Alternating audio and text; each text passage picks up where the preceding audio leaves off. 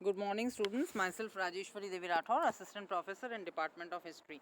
आज हम नया टॉपिक ले रहे हैं आधुनिक विश्व का इतिहास का ही, जर्मनी में नाजीवाद या नाजीज़म इन जर्मनी। तो पहले हम ले रहे हैं नाजीवाद से आशय। प्रथम विश्व युद्ध के पश्चात जर्मनी में हिटलर के नेतृत्व में नाजी दल उभरा और सत्तारूढ़ हुआ। इस दल की विचारधारा को नाजीवाद के नाम से जाना जाता है।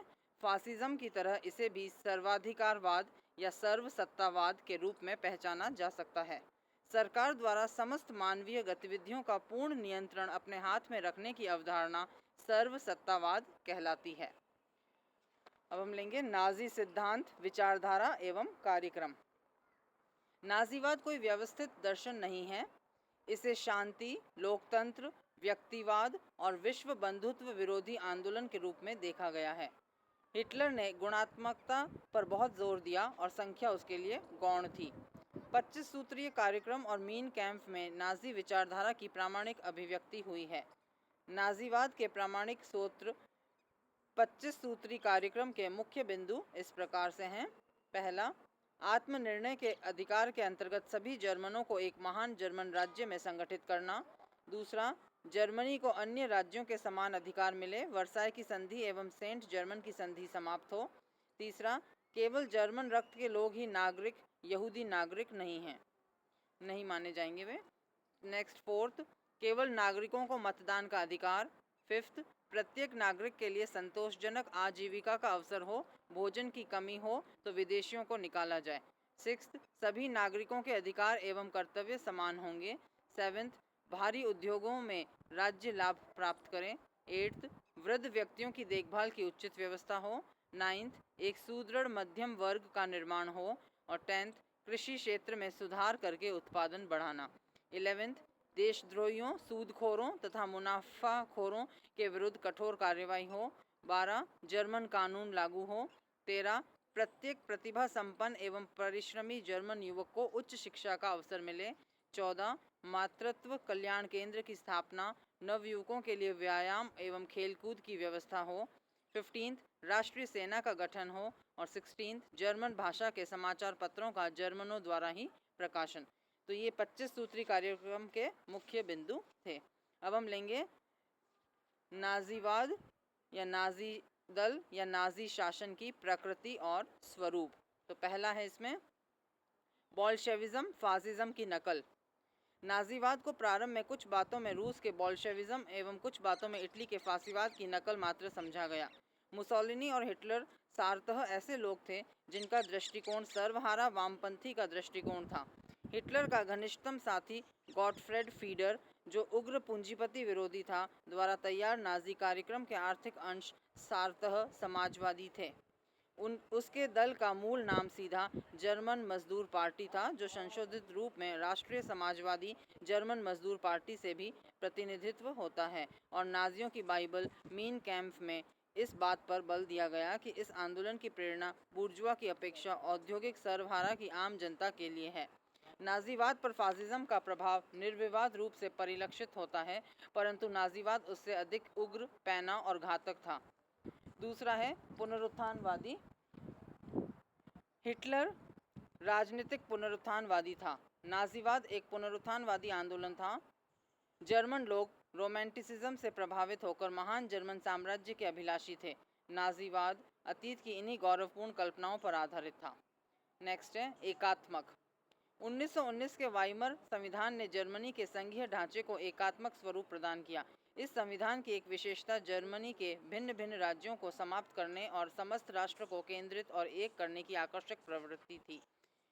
एक राष्ट्र, एक राज्य, एक नेता का घोष बहुसंख्यक जनता ने सहसा स्वीकार कर लिया था। नेक्स्ट है श्रेष्ठतावादी। नाजियों की संख्या यानी बहुमत के प्रति सम्मान का भाव नहीं था। हिटलर की मान्यता थी कि शासन श्रेष्ठ शक्ति के हाथ में होना चाहिए।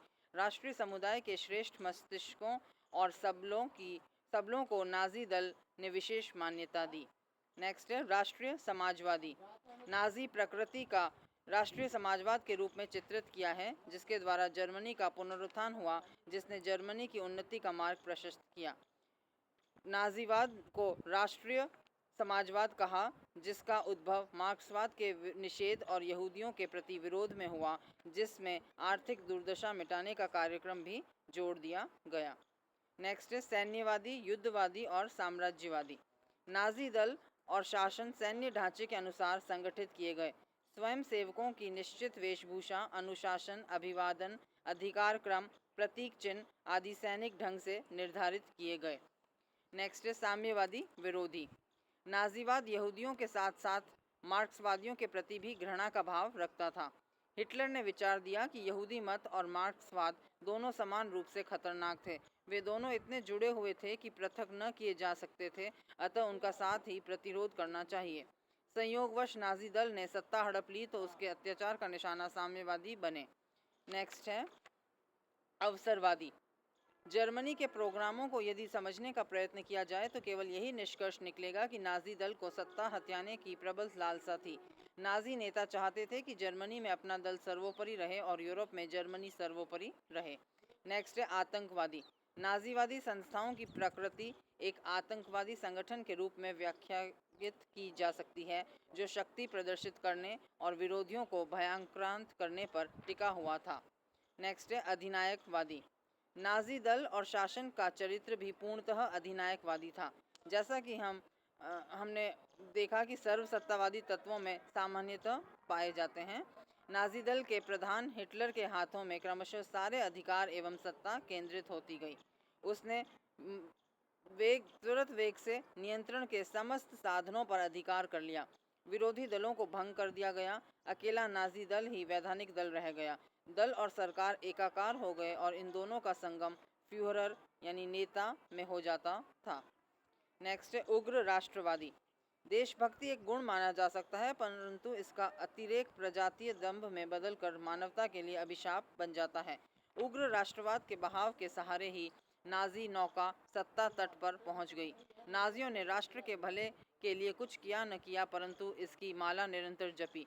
देशभक्ति ऐसा धर्म बना दिया गया जिस पर उंगली उठाना भी पाप समझा जाए। राष्ट्रवाद के नाम पर सबको धर्मांध बनाना और उन्माद पैदा करना ही उग्र राष्ट्रवाद है। यह नाजीवाद का भी प्रभावी लक्षण था। नेक्स्ट है रहस्यवादी और देवत्ववादी। सर्वसत्तावादी अधिनायक तंत्रों में नेता के पीछे एक रहस्यात्मक ताना बाना बुना जाता है। नाजीवाद में भी यही प्रवृत्ति विकसित हुई। फ्यूहरर को साधारण अधिनायक से कुछ भिन्न समझा जाता था।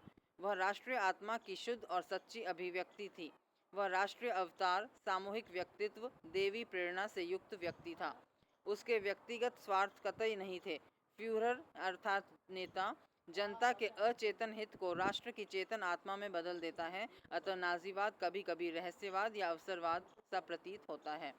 नेक्स्ट है सर्वसत्तावादी और समग्रवादी। फांसीवाद की तरह नाजीवाद में भी राज्य को सर्वोपरि माना जाता था। राज्य के अंदर सब कुछ है, राज्य के बाहर कुछ नहीं तथा राज्य के विरुद्ध कुछ भी नहीं है। यह नाजीवादी दृष्टिकोण था। तो ये थे नाजीवाद का स्वरूप या नाजीवाद की प्रकृति के पॉइंट्स।